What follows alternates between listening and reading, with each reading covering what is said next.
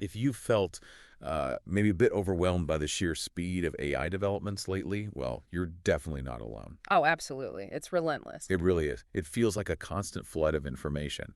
And figuring out what actually matters, what the real signal is and all that noise, well, that can feel like a full-time job. It certainly can. So that's exactly what we're doing today. We've done a deep dive into a whole stack of fresh sources, articles, new research, our own notes, really trying to pull out those core insights, maybe some surprising facts that help shed light on where AI is actually heading.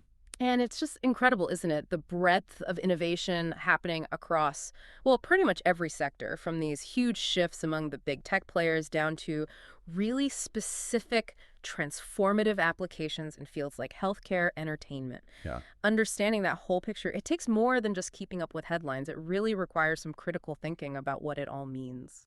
Couldn't agree more.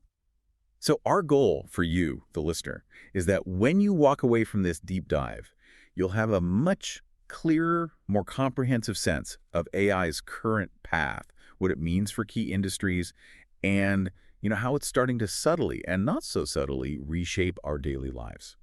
Okay, so as things kind of settle after that initial, almost frantic AI gold rush, we're seeing this really fierce battle for dominance emerge. It's reshaping the entire landscape. It really is. And what's truly fascinating, I think, is how quickly the big players, the titans, are having to shift their strategies. Yeah, adapting on the fly. Exactly. And our first insight actually points to a pretty surprising financial shift right at the top. Anthropic's API revenue has apparently now surpassed OpenAI's. Wow, okay, that is big. It is, and this seems to be prompting a real internal pivot at OpenAI. Sources suggest they're shifting focus, really trying to strengthen their developer platforms and beef up the code utility side of their generative AI. That makes a lot of sense. It's a huge shakeup, and it tells us so much about the competitive pressure right now. You look at Meta, for instance. Right. They've laid out this incredibly ambitious roadmap talking about AI-driven personal superintelligence. Which sounds intense. It does. But paradoxically, our sources are saying they've been dangling these massive, sometimes billion-dollar level incentives to poach top talent from competitors. Billion-dollar incentives. That's the report. And apparently sometimes without success. We heard about multi-million-dollar offers to recruit AI experts, specifically from Thinking Machines Lab, being turned down. Why? Concerns over Meta's corporate culture, its profit motives, Yeah. that kind of thing. And this sort of ties into Meta's own acknowledged, quote, stumble in the open source space. Ah, yes, the llama situation. Exactly, with their llama strategies. They apparently attribute that stumble to, well, misreading the competition. Misreading the competition, or maybe underestimating just how much the community values truly open models rather than something more, controlled within a meta ecosystem. What's your take? I think that's a very fair point. I mean, while they might frame it as misreading competitors, there's definitely a strong case to be made that the open source community often prioritizes genuine freedom and collaboration, even over incredibly well-funded corporate projects. It really highlights that tension, doesn't it, between corporate control and community-driven development in AI. It absolutely does. And speaking of competition, it is just heating up everywhere among the tech giants. Look at Amazon. They're backing this platform called Showrunner, an AI-powered streaming service. There are even rumors they're talking to major studios about licensing IP for it. Interesting move into content generation. Yeah, but here's maybe the more critical strategic play. Amazon has apparently started blocking outside AI shopping tools, including Google's, Oh, really? Blocking them how? from accessing product data, it seems. It looks like a clear move to protect their own search visibility and really maintain control over how products are discovered on their platform. Wow. Okay, that's a defensive but powerful move. And it brings up that whole issue of control and strategic partnerships, doesn't it? We're also tracking these really high-stakes negotiations between Microsoft and OpenAI. Right, about the future of their collaboration. Exactly. Especially now that OpenAI is shifting more towards a for-profit model and openly aiming for artificial general intelligence, AGI, by 2030. Still feels wild to hear that date said so confidently. It does, and there's potentially up to $100 billion in profits on the line. So you can imagine the tension in those talks. It's a absolutely pivotal moment for that whole partnership. Meanwhile, over in China, we're seeing a really significant strategic shift in how they're approaching LLM research. What kind of shift? Well, they seem to be emphasizing openness much more, iterative sharing of models, sharing methods, and really moving towards scientific rigor rather than just hype. That could be huge. It really could.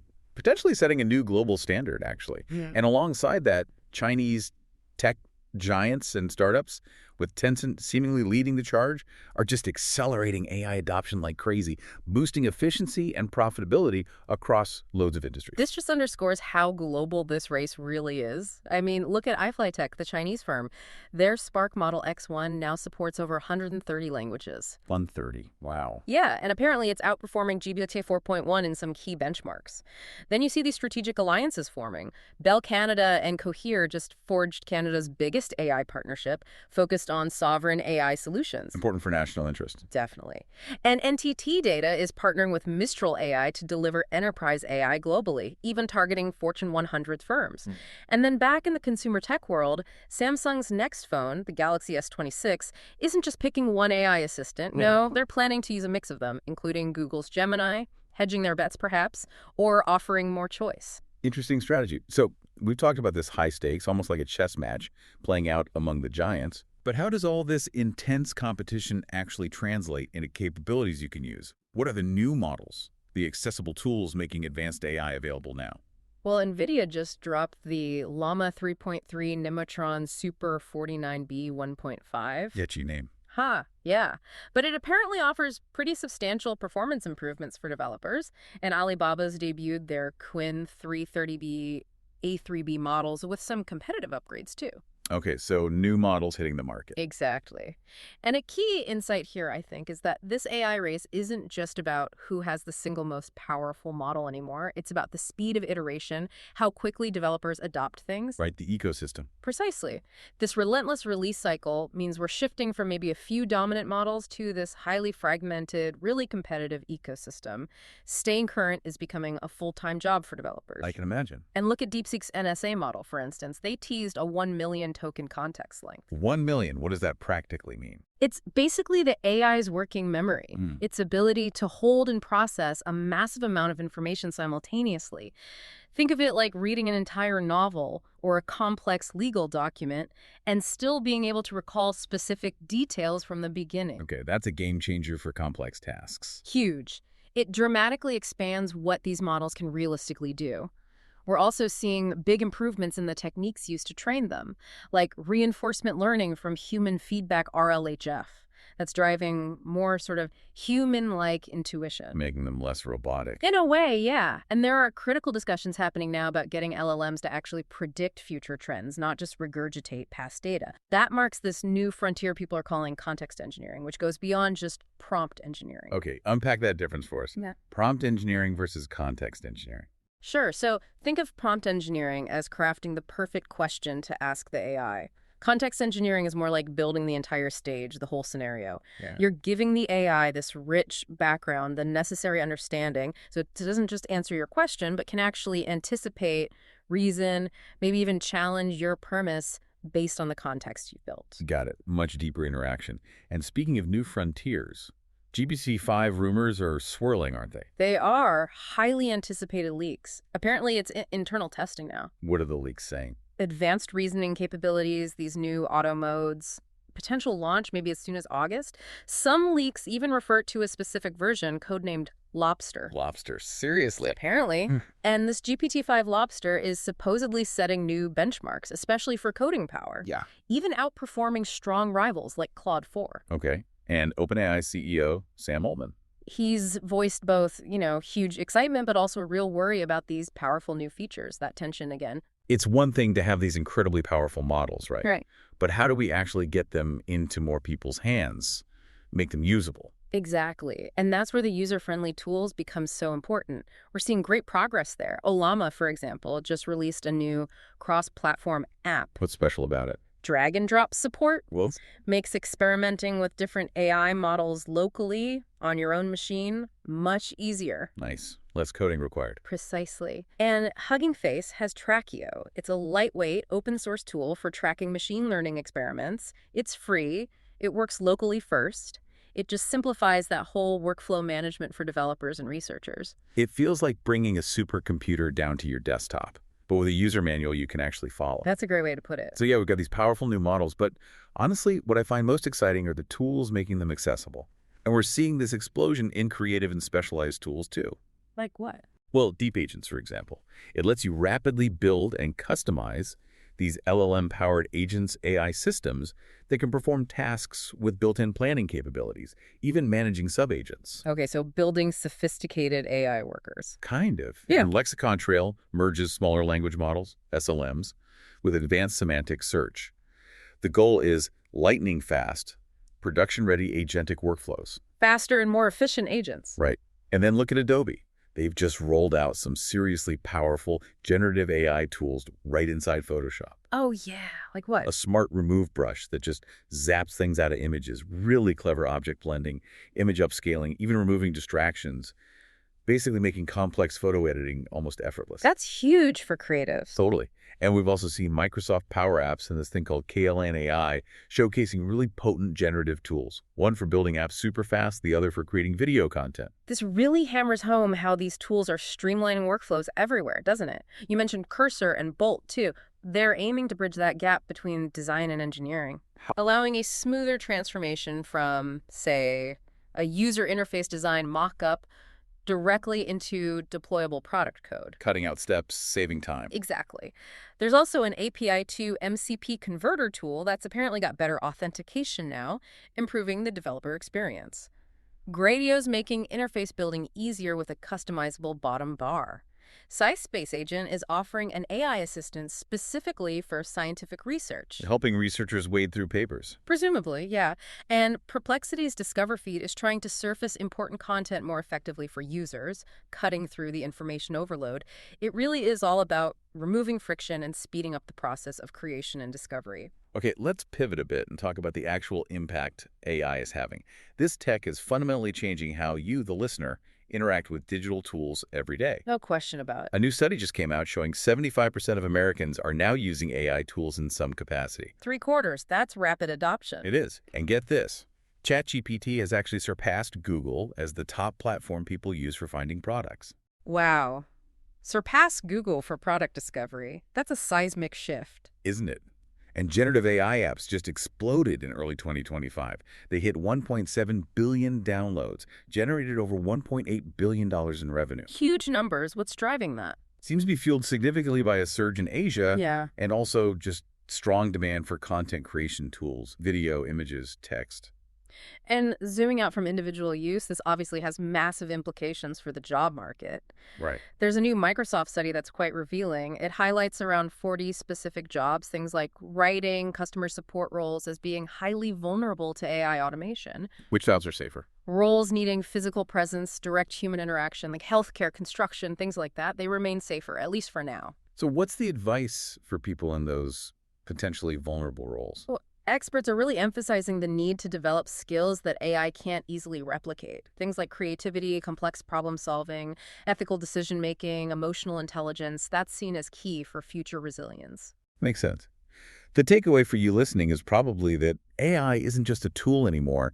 It's increasingly becoming a coworker. A collaborator, yeah. And figuring out how to work with it effectively, or maybe shifting your skills towards those more human-centric areas, is becoming really crucial. Absolutely paramount. Okay, let's dive into some specific industry transformations. Healthcare is a huge one. Anthropic is now collaborating with U.S. federal agencies Did you what? to make health data more accessible nationwide, standardizing it, making it easier to share and analyze. That could unlock massive research potential. Exactly. And Ambience Healthcare, which is backed by OpenAI, just raised another $243 million. Wow. What do they do? Their valuation is over $1 billion now. They're focused on tackling clinician burnout, using AI to streamline hospital workflows, reduce paperwork. Addressing a major pain point in healthcare. Definitely. And here's a truly amazing story out of Columbia University's Fertility Center. Okay. They used an innovative AI tool to identify sperm that were previously undetectable by human eyes. No way. Yes. And this enabled a couple who had been struggling with infertility for nearly 2 decades to finally achieve pregnancy. That's incredible. Truly life-changing technology. Isn't it? And on a broader public health scale, AI-powered epidemic modeling, like the PanX project at Arizona State University, is giving health officials much smarter tools to predict and potentially control outbreaks. Another compelling area is AI's growing role in entertainment. We mentioned Showrunner earlier. Right, the AI streaming platform backed by Amazon. They recently launched their Alpha platform. It literally lets users create and interact with AI-generated TV shows. Create their own shows. Apparently so. Supported by those big Amazon investments, and at a recent AWS BuilderLoft demo night, founders were showing off really ambitious AI products, agents, co-pilots, even biotech applications. They had workflows demonstrating how you could go from just an image to a fully generated short film, all orchestrated by AI end to end. The creative possibilities are mind-boggling. They really are. And it underscores why forecasts predict the global AI video market could triple from about $4.7 billion in 2025 to $16 billion by 2032. Wow. Okay, shifting gears, slightly developer workflows. The impact there is undeniable too, isn't it? Oh, absolutely. GitHub Copilot is a prime example. How so? Well, over 75% of developers now say they prefer using GitHub Copilot compared to rivals like Google's Gemini Code Assist. That's huge market penetration. Massive adoption of AI coding tools. And look at Meta again. They're actually changing their job interviews for developers. Changing how? They're now requiring candidates to use AI assistants during the coding assessment parts of the interview. Seriously, why? Their reasoning is that it better reflects real-world developer environments where these tools are common, and they also claim it enhances fairness in the assessment. That's a really interesting development for hiring practices. Isn't it? And Temporal, a leader in workflow orchestration, has partnered with OpenAI to integrate advanced AI models. The goal is to let businesses automate really complex workflows using intelligent agents. This naturally leads us into education, another area feeling AI's impact. Big time. OpenAI just rolled out a new study mode in ChatGPT. Study mode, what does it do? It offers step-by-step guidance, interactive prompts. It's designed to enhance student understanding and engagement. The key idea is promoting genuine understanding by guiding students through problems rather than just spitting out the answer. Trying to avoid the just copy the answer problem. Exactly. Google's doing interesting things too. Their Notebook LM tool now lets users generate AI-narrated video overviews of their notes.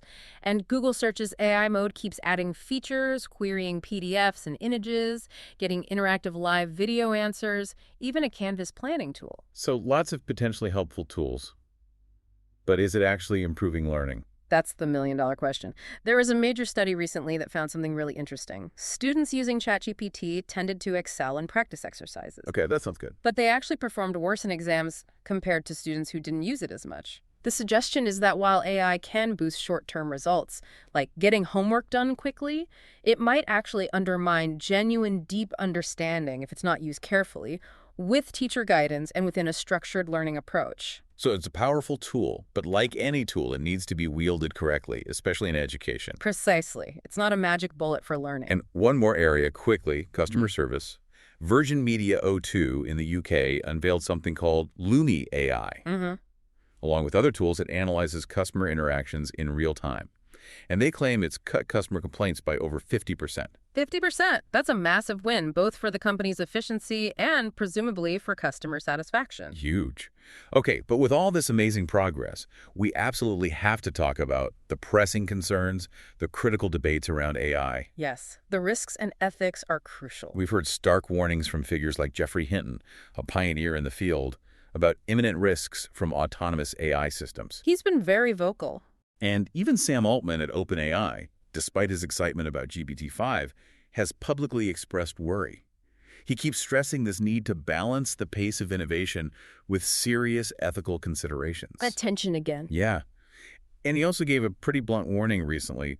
ChatGPT conversations are not confidential. He urged users to be really cautious about sharing sensitive information. That's a critical reminder about privacy, and it leads directly into what people are calling the cybersecurity arms race. How so? Well, both attackers and defenders are now leveraging AI. It's this ongoing conflict. And a really concerning trend is that the financial sector seems to have become the primary target for these advanced AI-driven cyber attacks. Making banks more vulnerable? Highlighting urgent vulnerabilities, yes.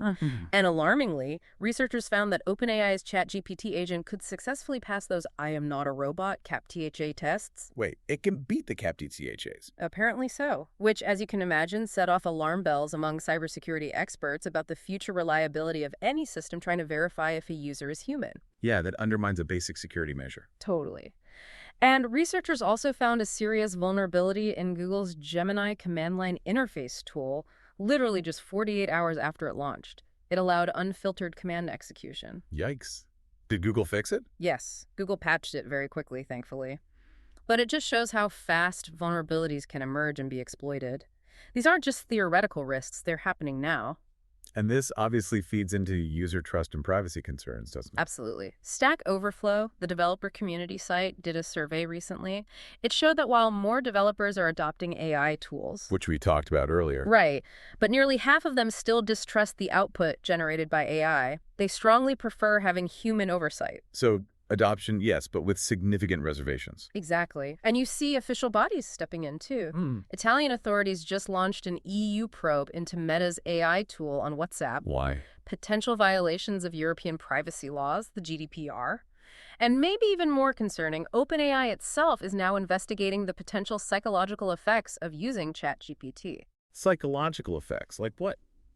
There have been reports linking its use to worsening mental health conditions in some individuals, including, in extreme cases, psychosis. Wow.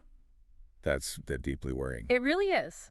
And stepping back to broader societal impacts, look at the surge in deepfakes, particularly noted in India. Yeah, I've seen reports on that. Deepfake-linked scams and cybercrimes there have reportedly surged by 550% since 2019. It's driving urgent calls for much stronger ethical standards and regulations around this tech. A stark reminder of the potential for misuse. Definitely. On the flip side, you have Google and other leading AI companies endorsing the European Union's new AI Code of Practice. So showing support for regulation. Signaling support for responsible AI, yes. But at the same time, they're also voicing concerns that overly strict regulations could stifle innovation and potentially hinder Europe's tech competitiveness. It's that delicate balancing act again. Finding the right line between safety and progress. And governments are starting to take concrete actions too. Like where? Delaware, in the U.S., just issued new guidelines for how state workers can use generative AI. Okay, what do they say? They've banned the use of non-U.S.-based AI tools, presumably over data security concerns, and they're launching training programs to promote responsible use and data protection among employees. Interesting state-level action. And YouTube is now using AI-driven age estimation technology. To do what? To better protect teenage users. They're limiting the kind of tailored content teens see and disabling personalized ads for younger users in the U.S. Using AI to enhance safety in that case. Right. But ultimately, this brings us back to maybe the highest stakes concern. Sam Altman, again, warning that unchecked AI development. The ultimate warning. He's warned it could lead to truly catastrophic outcomes. He even mentioned the possibility of AI systems potentially triggering nuclear conflicts, perhaps over competition for limited resources like computing power or energy in the future. That's quite an extreme scenario.